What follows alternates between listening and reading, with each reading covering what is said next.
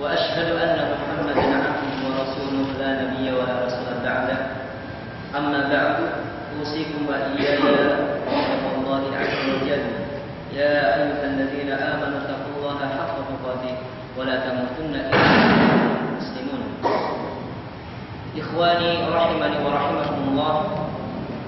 Alhamdulillah, segala puji bagi Allah Subhanahu wa taala yang telah memberikan kepada kita semuanya kenikmatan, nikmat kesehatan dan nikmat kesempatan hingga sampai detik ini kita masih dapat melaksanakan di antara kewajiban yang diberikan oleh Allah Subhanahu wa taala, yaitu thalabul ilmi, belajar menuntut ilmu agama. Pada kesempatan kali ini kita masuk pada bab baru, yaitu bab asy-syafa'ah, bab tentang syafaat. Kita telah membahas bab-bab sebelumnya yang berhubungan dengan batilnya beribadah kepada orang-orang saleh, kepada para nabi dan kepada para malaikat. Dan bab syafaat ini memiliki hubungan yang sangat erat dengan dua bab sebelumnya. Sebagaimana kami katakan bahwa dua bab sebelumnya menerangkan tentang batilnya beribadah kepada para nabi, orang-orang soleh dan para malaikat. Dan sekaligus mu'alif, pengarang kitab ini, menegaskan bahwa mereka, siapa saja yang tidak berhak diibadahi selain Allah Subhanahu wa taala, maka mereka juga tidak berhak untuk dimintai syafaat. Jadi bab syafaat memiliki hubungan yang sangat erat, khususnya dengan dua bab sebelumnya. Asy-syafa'ah, yaitu syafaat, disebutkan dalam kitab At-Tauhid dan juga disebutkan dalam kitab Al-Aqidah. Ada beberapa tujuan, di antaranya yang pertama, raddan li haula'il musyrikin, yaitu sebagai bantahan terhadap orang-orang musyrik yang menjadikan inti ibadah mereka adalah syafaat.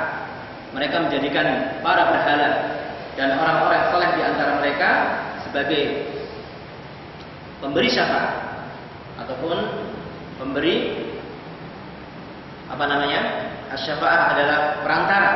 Mereka menjadikan para berhala itu sebagai perantara antara mereka dan Allah Subhanahu wa taala. Ini yang pertama. Kemudian yang kedua adalah sebagai bantahan terhadap orang-orang yang menafikan, meniadakan asy-syafa'ah itu sendiri. Yang intinya Ahlussunnah wal Jamaah wasatiyah, yaitu pertengahan di antara dua kelompok yang ekstrim. Kelompok pertama ekstrim dalam hal penetapan syafaat, sehingga syafaat-syafaat yang mengandung kesyirikan mereka tetapkan. Kemudian yang kedua adalah kelompok yang ekstrim dalam meniadakan syafaat, seperti kelompok Al-Mu'tazilah, orang-orang Mu'tazilah dan orang-orang Khawarij, yang insya Allah akan kita bahas nanti. Kenapa mereka menafikan beberapa bagian dari macam-macam syafaat. Asy-syafa'ah atau syafaat sendiri secara bahasa maknanya adalah ja'lu syai' itsnain, menjadikan sesuatu itu dua. Wa ma'nahu muqabil lil witr. Syafaat memiliki arti lawan daripada ganjil, yaitu genap. Seperti firman Allah, wasyaf'i wal watr. Makna syafaat secara bahasa adalah genap ataupun penggenapan. Sesuatu yang ganjil karena ada satu syafaat menjadi genap. Seperti misalnya orang yang berdoa sendirian kepada Allah Subhanahu wa taala, dia ganjil. Apa ketika dia minta doa kepada seseorang, minta doa kepada seseorang, dan minta doa ini artinya minta syafaat. Ketika digabungkan antara dia minta doa kepada Allah dengan orang yang dimintai doa supaya menyampaikan kepada Allah, maka menjadi genap. Maka dari sini diambil makna asy-syafa'ah. Sedangkan makna istilah sebagaimana disampaikan oleh Syekh Muhammad Al-Utsaimin, maknanya yaitu at-tawassul lil ghair fi jalbil manfa'ah wa daf'il madar, yaitu menjadi perantara untuk orang lain dalam mendapatkan kemanfaatan dan menghindari kemadaratan. Ini syafaat secara istilah. Ikhwani rahimani wa rahimakumullah. Dan mu'alif Pengarang kitab ini Syekh Muhammad bin Abdul Wahab menyebutkan beberapa ayat dan hadis serta perkataan sebagian para ulama tentang syafaat. Di antaranya ayat yang pertama adalah qala wa qaulullahi azza wa jalla wa anzir bihi alladziina yakhafuna ay yuhsyaru ila rabbihim laisa lahum min dunihi waliyyun wala syafi'. Surat Al-An'am ayat 51. Yang artinya wa anzir bih dan berilah peringatan bihi bil Quran, dengan Al-Quran. Ini adalah perintah dari Allah kepada Rasulullah sallallahu alaihi wasallam. Al-inzar, yang namanya inzar adalah peringatan. Sesuatu berita, ketika di dalam berita tersebut ada suatu peringatan, itu namanya inzar. Tapi kalau berita disampaikan tanpa ada peringatan di dalamnya, namanya khabar. Maka dalam bahasa Arab ada bedanya antara al-inzar wal khabar, antara inzar dan khabar. Dalam bahasa Indonesia pun ada perbedaannya. Al-inzar adalah peringatan, sedangkan khabar adalah hanya sekedar berita tanpa ada peringatan di dalamnya. Wa anzir bi, yaitu peringati dengan Al-Qur'an alladzina yakhafun, yaitu orang-orang yang takut. Takut terhadap apa? Yaitu takut terhadap azab. Ayyusyaru ila rabbihim, yaitu ketika mereka dikumpulkan berjumpa dengan Allah Subhanahu wa taala. Laisa lahum min dunihi waliyyu wala syafi', yang bagi mereka tidak ada seorang penolong pun, tidak ada seorang yang memberi syafaat pun kecuali Allah Subhanahu wa taala. Dari ayat ini dapat kita ambil faedah. Syafaat secara umum dibagi menjadi dua macam. Yang pertama adalah asy-syafa'ah as-sabitah, yaitu syafaat yang ditetapkan oleh syariat. Kemudian yang kedua adalah asy-syafa'ah al-manfiyah, yaitu asy-syafa'ah al-manfiyah, syafaat yang dinafikan oleh syariat. Jadi tidak benar kalau orang mengatakan bahwa syafaat tidak ada secara mutlak, ataupun orang mengatakan bahwa syafaat itu boleh secara mutlak. Tidak, ada batasan-batasannya. Selain syafaat itu ditetapkan oleh syariat, juga ada syarat-syarat di sana. Kemudian Allah berfirman, wa qauluhu qul lillahi syafa'atu jami'an.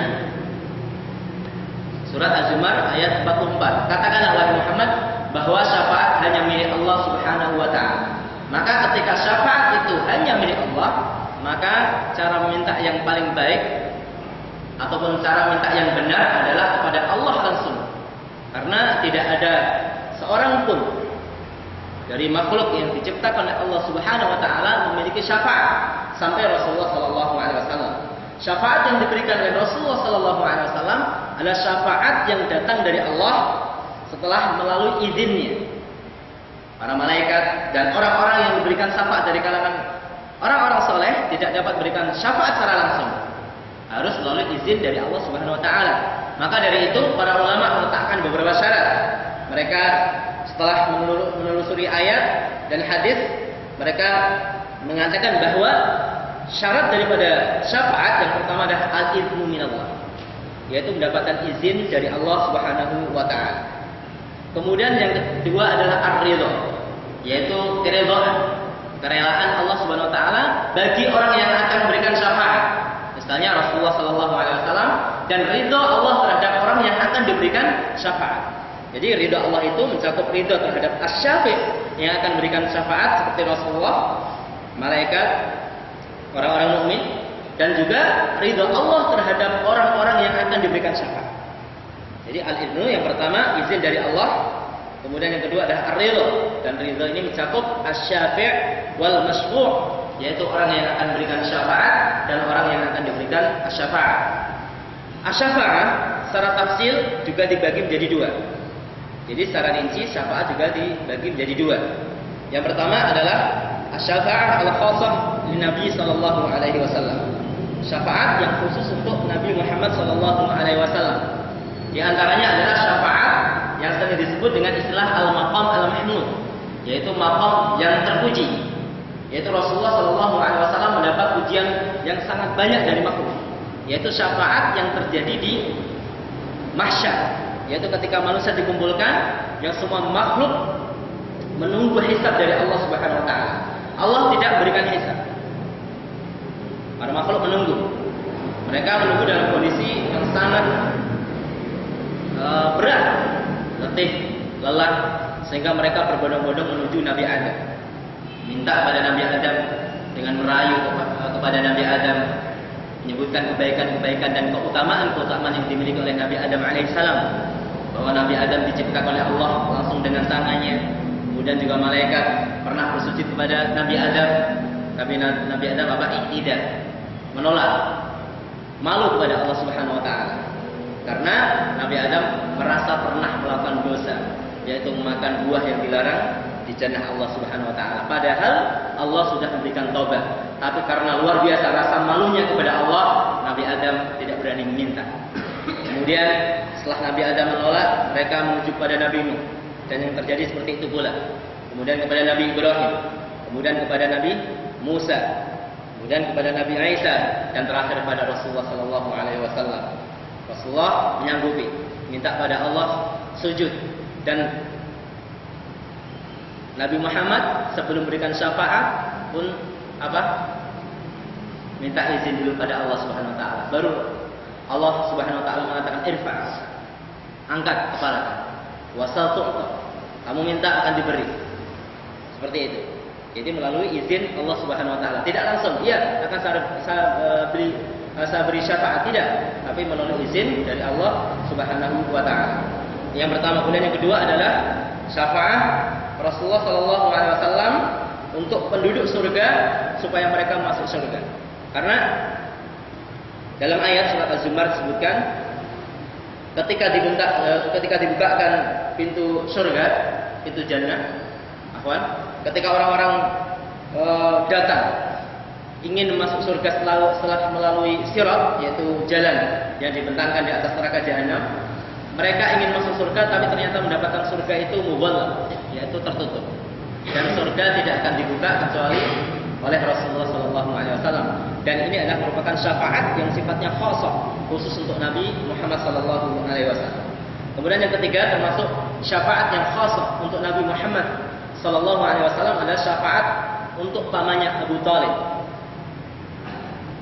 Jadi ini adalah kekhususan Rasulullah SAW.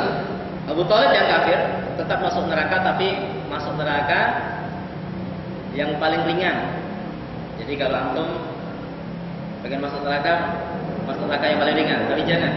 Walaupun ringan, digambarkan dalam hadis ketika kaki menginjakkan dasar neraka, otaknya mendidih, luar biasa. Ini satu gambaran yang sangat luar biasa. Kepala yang posisinya paling jauh dari kaki itu mendidih. Bagaimana bagian-bagian yang lebih dekat dengan kaki? Ini adalah satu gambaran bahwa syiddah, yaitu neraka itu siksanya sangat luar biasa, dan para penduduk neraka menyangka bahwa siksa yang ia alami adalah siksa yang paling pedih. Tidak memandang ini adalah siksa yang agak ringan, yang pertengahan, ini yang paling keras. Tidak, semua penduduk neraka merasa bahwa siksa yang dia alami adalah siksa yang paling pedih. Kemudian mungkin ada suatu iskal keruwetan, suatu masalah. Kenapa Abu Thalib, orang yang kafir, mendapatkan syafaat dari Rasulullah SAW? Apakah Abu Thalib mendapatkan ridho? Padahal secara akidah yang sudah kita sepakati, yang sudah kita sampaikan, selain setelah mendapatkan izin dari Allah, syafaat harus memenuhi syarat yang kedua, yaitu ridho. Apakah Abu Thalib mendapatkan ridho dari Allah Subhanahu wa taala? Di sana ada dua jawaban. Jawaban yang pertama, sebagaimana yang telah kami sampaikan, ini adalah kekhususan bagi Rasulullah SAW, tidak dimiliki oleh orang lain, tidak dimiliki oleh selain Rasulullah SAW. Dan syafaat yang diberikan Rasulullah juga bukan syafaat yang sifatnya kamilah, bukan sempurna, bukan syafaat yang dapat mengeluarkan Abu Thalib dari neraka. Tidak, syafaatnya adalah nafisah, syafaatnya kurang, cacat, bukan syafaat yang sempurna. Ini yang pertama. Kemudian pendapat yang kedua, kenapa Abu Thalib bisa mendapatkan syafaat? Karena Allah ridha dengan perbuatannya. Tapi Allah tidak ridha dengan zatnya, karena Abu Thalib adalah seorang kafir. Abu Thalib sering menolong Rasulullah SAW, melindungi beliau dari gangguan orang-orang kafir. Di sini Allah ridha terhadap perbuatannya. Tapi pendapat yang kedua terlihat lemah. Yang pendapat yang kuat adalah pendapat yang pertama, bahwa hal itu adalah kekhususan Rasulullah SAW terhadap pamannya, sehingga ketika disebutkan khusus tidak bisa dianalogikan, tidak bisa dikiaskan pada orang lain. Jadi tidak bisa kita katakan bahwa orang kafir yang baik akan mendapatkan syafaat dari orang-orang mukmin, dari anaknya yang mukmin, dari keluarganya yang mukmin. Tidak. Hal ini tidak bisa dikiaskan kepada orang-orang kafir yang belum beriman selain Abu Thalib.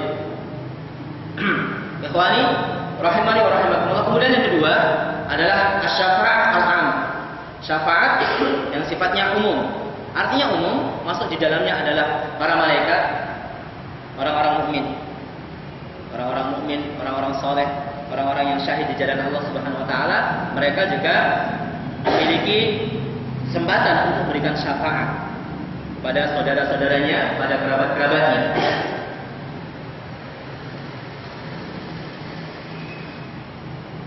Dan syafaat yang umum ini memiliki beberapa macam. Di antaranya adalah syafaat bagi orang-orang yang berhak masuk neraka supaya mereka tidak jadi masuk neraka. Apa dalilnya? Syekh Muhammad Al-Utsaimin menyebutkan satu hadis yang diriwayatkan oleh Imam Muslim. Rasulullah sallallahu alaihi wasallam bersabda, "Ma min muslimin yamutu fa yaqumu ala janazatihi 40 rajulan la yusyrikuna billahi syai'an illa syafa'ahumullahu fi." Tidak ada satu jenazah yang meninggal yang disalatkan oleh 40 orang laki-laki minimal, ini batas minimal. Ada satu riwayat 100. La yusyrikuna billahi syai'an, yang mereka jamaah salati. Jenazah ini ciri-cirinya adalah tidak menyekutukan Allah Subhanahu wa taala illa kecuali syafa'ahumullah fi, kecuali Allah akan berikan syafaat padanya. Ini digunakan oleh para ulama sebagai adanya syafaat bagi orang-orang yang pada dasarnya masuk neraka dari kalangan ahlu tauhid, tidak jadi masuk neraka karena mendapat syafaat. Ini termasuk salah satu dalil yang menetapkan adanya syafaat yang seperti ini. Kemudian yang kedua adalah syafaat bagi orang-orang yang sudah kadung masuk neraka dari kalangan ahlul kabair min ahlul qiblah, yaitu orang-orang yang melakukan dosa besar dari kalangan ahlul qiblah, orang-orang yang masih bertauhid. Mereka masuk neraka kemudian dikeluarkan kembali. Hadis yang menunjukkan hal itu cukup banyak, sehingga Ahlussunnah wal Jamaah mengambil kesimpulan dari hadis-hadis tersebut bahwa ahlul kabair, pelaku dosa besar, selama dia tidak menghalalkan dosa tersebut, maka dia masih termasuk ahlul qiblah, tidak dikafirkan. Dan ini sekaligus sebagai bantahan terhadap dua kelompok, yaitu kelompok Al-Khawarij dan kelompok Al-Mu'tazilah. Mereka dua kelompok tersebut mengkafirkan pelaku dosa besar, walaupun hukum di dunia mereka berselisih. Orang-orang Al-Khawarij mengatakan bahwa pelaku dosa besar mereka kafir, sedangkan Al-Mu'tazilah mengatakan bahwa pelaku dosa besar laisa fasiqan wala laisa kafirun wala mu'minan, tidak kafir tidak mukmin. Sehingga terkenal pendapat mereka al-manzilah bainal manzilatain, yaitu posisi di antara dua posisi, tidak kafir tidak mukmin. Walaupun demikian mereka sepakat dengan orang-orang Khawarij bahwa orang yang melakukan dosa besar nanti di akhirat kekal. Sehingga ketika mereka mempunyai pendapat seperti ini, otomatis mereka harus menolak hadis-hadis Rasulullah SAW tentang keluarnya pelaku dosa besar dari neraka. Maka syafaat model ini, yaitu syafaat para penduduk neraka dari kalangan ahlu tauhid yang mereka dikeluarkan karena mendapatkan syafaat, itu mereka tidak terima, mereka tolak. Karena didasari dari pemahaman mereka yang keliru. Fasadul lazim yaqtadi fasadal malzum. Keyakinan yang keliru akan melahirkan apa? Keyakinan yang keliru berikutnya. Jadi keyakinan bahwa pelaku dosa besar itu kafir kekal di neraka, maka otomatis ya syafaat yang berhubungan dengan pelaku dosa besar mereka tolak. Jadi kita harus tahu lazim dan malzumnya istilahnya. Seperti itu. Lazimnya apa? Malzumnya apa? Jadi ada latar belakang kenapa mereka menolak adanya syafaat untuk para pelaku dosa besar. Karena sudah mereka yakini bahwa pelaku dosa besar menurut mereka adalah kafir kekal di neraka. Kemudian selanjutnya bagian dari syafaat yang sifatnya amah, yang sifatnya umum adalah asy-syafa'atu li raf'i darajatil mu'minin, yaitu syafaat untuk meninggikan, menaikkan derajat kaum mukminin. Hal ini dapat dipahami dari beberapa doa Rasulullah SAW. Di antaranya adalah doa Rasulullah kepada Abu Salamah. Rasulullah mengatakan, Allahumma ighfir li Abi Salamah warfa' darajatah. Ya Allah, ampunilah dosa Abu Salamah dan angkat derajatnya. Ini termasuk jenis syafaat yang berhubungan dengan pengangkatan derajat. Yang seharusnya derajat orang-orang mukmin itu mencapai derajat 3 atau 4 istilahnya seperti itu. Karena mendapatkan doa dari orang-orang mukmin lainnya, derajatnya menjadi naik. Ikhwani rahimani wa rahimakumullah, yang intinya bahwa syafaat ada yang sifatnya tsabitah, ada yang sifatnya manfiyah, ada yang ditetapkan oleh syariat dan ada yang sifatnya dinafikan dari syariat. Dan syafaat yang dinafikan dari syariat itulah yang membatalkan aslu tauhid, yang menafikan daripada pokok tauhid. Yang melakukan akan menjadi kufur setelah hujjah tegak atasnya. Ikhwani rahimani wa rahimakumullah, wa qala wa qawluhu man dzal ladzi yashfa'u 'indahu illa bi idzni. Yang artinya tidak ada yang dapat berikan syafaat di sisi Allah Subhanahu wa taala kecuali melalui izinnya. Surat Al-Baqarah ayat 255. Indahu, kalimat indah yang artinya di sisinya dalam bahasa Arab artinya adalah dzarf, ma yadullu 'alal makan. Dzarf sesuatu yang menunjukkan tempat. Artinya di sana ada orang-orang di sisi makhluk-makhluk Allah dari kalangan para malaikat di sisi Allah, yaitu makhluk yang sangat mulia. Seperti mereka tidak diterima syafaatnya kecuali setelah izin Allah Subhanahu wa taala. Bagaimana orang-orang yang memiliki kedudukan yang lebih rendah, yang mereka hidup di bumi seperti ini. Dan hal ini dikuatkan oleh firman Allah setelahnya, surat An-Najm ayat 26, wa kam min malakin fis samawati la tughni syafa'atuhum syai'an illa min ba'di an ya'dana Allahu liman yasha'u wa yarda. Wa kam di sini artinya adalah kam al-khabariyah. Jadi kam ada dibagi menjadi dua, kam istifhamiyah, kam sama kam al-khabariyah. Kam adalah artinya berapa? Kalau kita mengatakan istifhamiyah bentuk pertanyaan. Tapi kam khabariyah artinya ada pengabaran. Jadi ketika dikatakan wa kam min malakin artinya adalah betapa banyak para malaikat. Betapa banyak para malaikat. Maka kam di sini namanya kam khabariyah. Wa kam min malakin fis samawati. Betapa banyak para malaikat yang tinggal di langit. La tughni syafa'atuhum syai'a, dan syafaat yang mereka akan berikan tidak dapat memberikan manfaat sedikit pun illa kecuali min ba'di ayatan Allah, kecuali setelah izin Allah Subhanahu wa taala. Liman yasha'u yarda, terhadap siapa saja yang Allah kehendaki dan Allah ridhoi.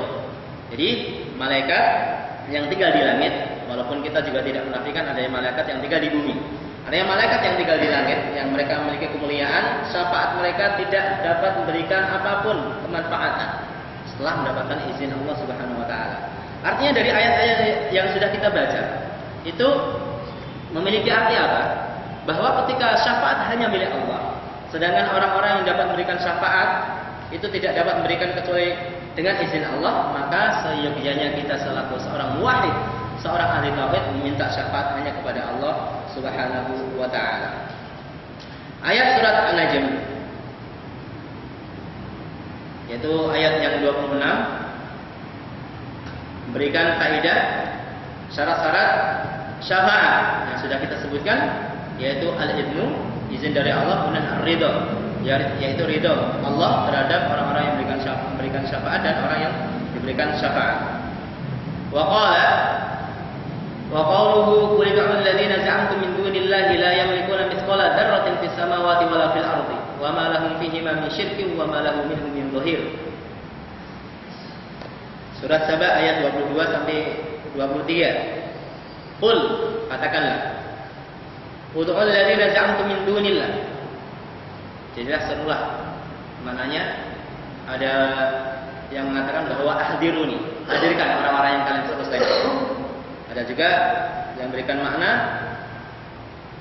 qul ud'u alladziina za'amtum, serulah sebagai tahaddi, tantangan dari Allah Subhanahu wa taala. Serulah orang-orang yang kalian yakini selain Allah Subhanahu wa taala, yang mereka itu memiliki tiga sifat. La yamlikuna mithqala dzarrah fis samawati wala fil ardh. mereka tidak memiliki kekuasaan apapun di langit dan di bumi. Lanjutnya apa? Wa ma lahum fihima min syirk. Dan mereka juga tidak memiliki andil apapun, saham apapun dalam ciptaan langit dan bumi. Wa ma lahum minhum min dhahir. Wa ma lahum minhum min dhahir, yaitu Allah dalam menciptakan langit dan bumi tidak pernah minta pertolongan kepada mereka. Jadi orang-orang yang diseru oleh manusia, yang diseru selain Allah Subhanahu wa taala, mereka tidak memiliki kekuasaan apapun, tidak memiliki saham apapun dalam menciptakan langit dan bumi, dan tidak pernah Allah meminta bantuan pada mereka. Jadi tidak ada yang diharapkan lagi kecuali syafaat pada dasarnya. Sedangkan syafaat yang diharapkan dari mereka dibatalkan oleh Allah Subhanahu wa taala dalam ayat yang lain, bahwa Allah tidak ridha terhadap mereka. Tidak mungkin. Intinya apa? Berhala-berhala dan orang-orang yang diseru selain Allah Subhanahu wa taala tidak memiliki apapun dari syafaat, maka tidak boleh meminta syafaat kepada mereka. Qala Abul Abbas di sini adalah Syekhul Islam Ibnu Taimiyah. Nafallahu amma siwahu kulla ma yata'allaqu bihil musyrikun. Fanafa ayyakuna li ghairihi milkun aw qistun minhu aw yakuna lahu awanan lillah. Allah menafikan dari selainnya segala sesuatu yang orang-orang musyrik menjadikan dia sebagai gantungan. Fanafa ayyakuna li ghairihi milkun aw mulkun. Allah menafikan dari mereka kekuasaan, aw qistun minhu, yaitu saham, ikut andil dalam ciptaan langit dan bumi. Perkataan Syekhul Islam ini menafsirkan ayat yang kami baca.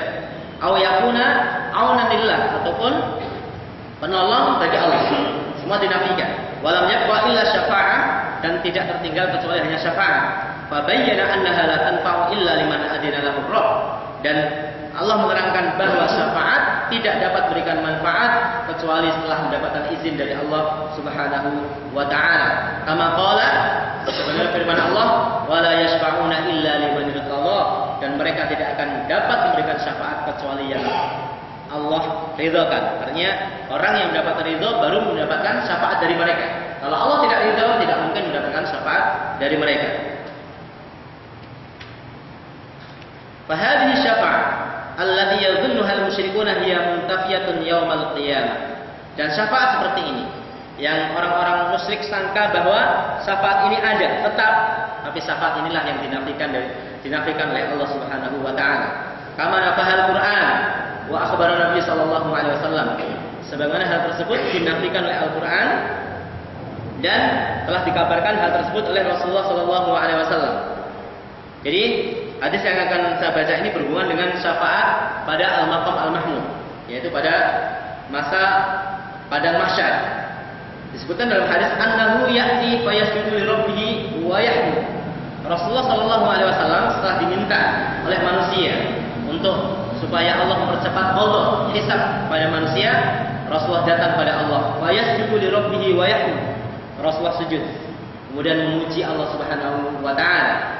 La yabda'u bis syafa'ati awwalan. Ini perkataan Syekhul Islam bahwa Rasulullah itu tidak mulai dengan syafaat. Ketika diminta tidak mulai dengan syafaat. Summa yuqalu, kemudian dikatakan pada Rasulullah, irfa' ra'sak. Angkatlah kepalamu. Wa qul yusma, dan katakanlah dan kamu akan didengarkan kalam kamu. Ini juga menunjukkan bahwa Allah memiliki sifat as-samad, yaitu mendengar. Wasautu, dan mintalah niscaya kamu akan diberi.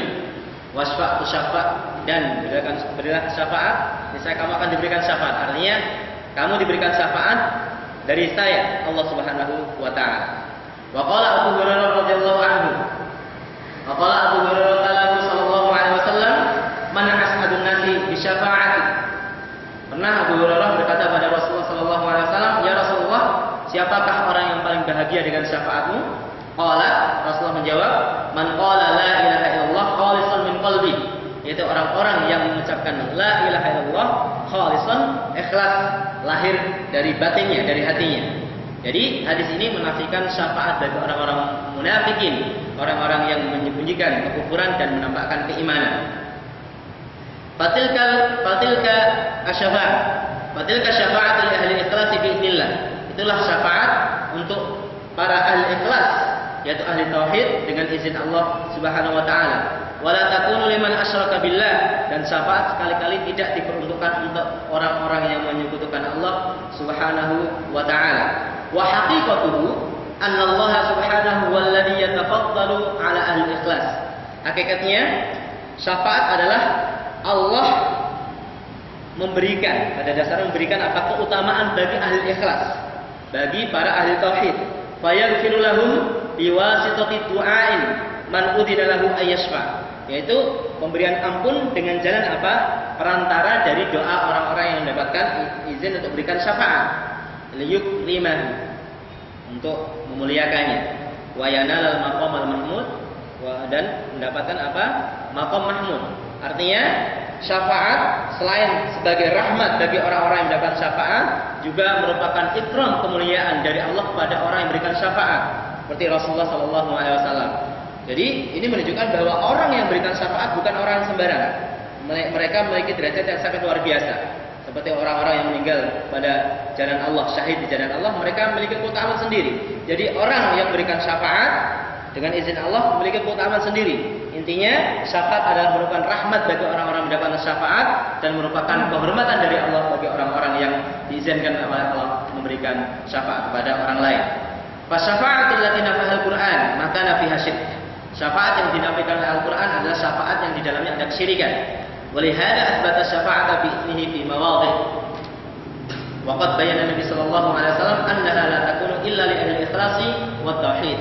Intinya Syekhul Islam dengan perkataan pada penggalan terakhir bahwa syafaat yang dinafikan oleh Al-Quran adalah syafaat yang terdapat di dalamnya kesyirikan. Sedangkan syafaat yang memenuhi syarat, hal itu ada, diterangkan oleh Allah dalam beberapa ayat dan telah dikabarkan oleh Rasulullah Sallallahu Alaihi Wasallam. Intinya bahwa syafaat ada yang sabitah, ada yang syafaat manfiyah, syafaat yang ditetapkan oleh Allah melalui Al-Quran dan melalui Sunnah Rasulullah Sallallahu Alaihi Wasallam.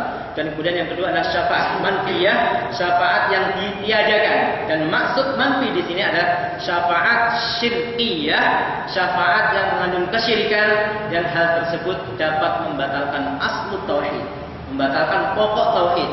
Bukan membatalkan kamalu tauhid, kesempurnaan tauhid tidak, tapi membatalkan aslu tauhid.